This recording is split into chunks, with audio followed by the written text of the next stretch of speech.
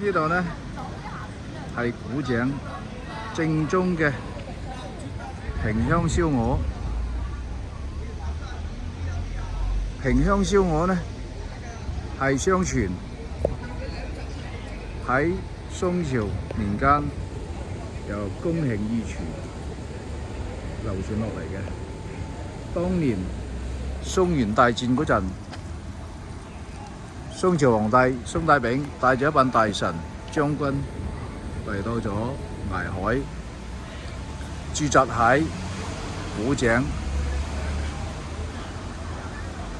古井而家仲有一個國務殿嘅，即係宋大昺嘅母親，而家仲有國務殿。咁古井正宗嘅古井萍鄉燒鵝呢，要用荔枝柴燒嘅。咁呢堆就係荔枝柴啦。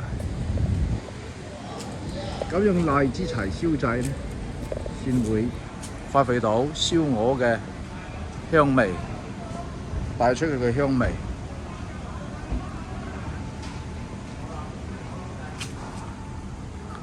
停車場幾大，幾多人慕名而來食萍鄉燒鵝。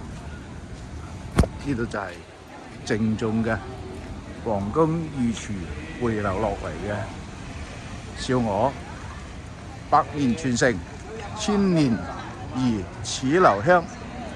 正宗嘅皇宮預製燒鵝流傳落嚟嘅配方。